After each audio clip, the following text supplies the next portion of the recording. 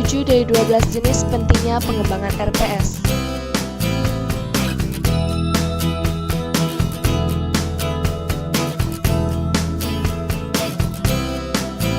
Jenis yang keenam, pengembangan sumber dana dan pendanaan pendidikan.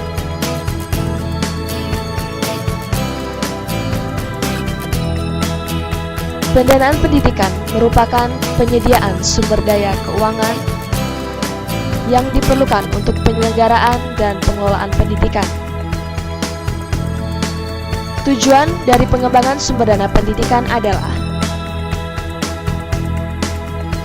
untuk memenuhi sumber dana dan pendanaan pendidikan agar sesuai dengan SMP, sehingga akan dengan mudah mengembangkan program-program yang telah direncanakan sebelumnya.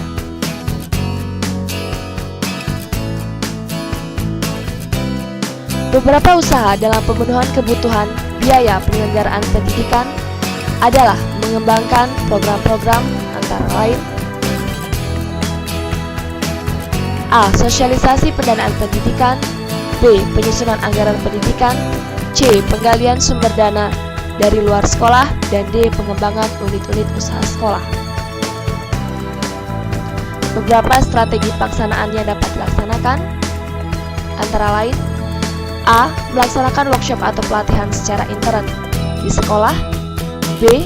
Mengoptimalisasikan penggunaan sumber dana yang diberikan dari pusat dan daerah, C.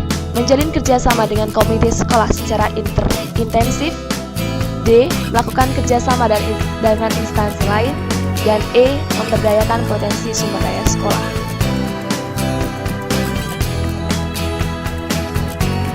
Tujuh. Pengembangan sistem penilaian.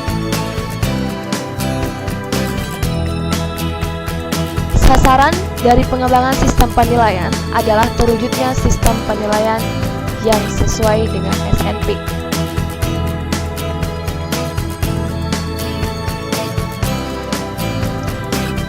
Dalam Permendikbud Nomor 66 Tahun 2013 tentang Standar Penilaian Pendidikan, mencakup rambu-rambu penilaian yang harus dilaksanakan dalam satuan pendidikan.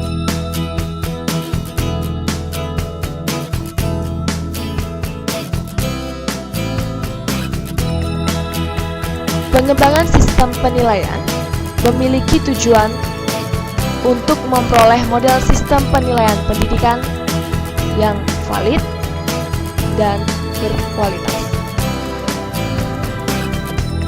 Adapun beberapa usaha pengembangan sistem penilaian antara lain: A. Penyosialisasian sistem penilaian pendidikan, B. Standar nilai yang dipakai adalah standar-standar penilaian yang telah divalidasi oleh lembaga terkait,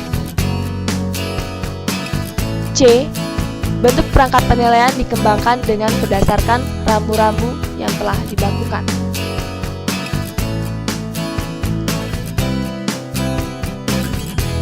Yang kedelapan adalah pengembangan lingkungan sekolah.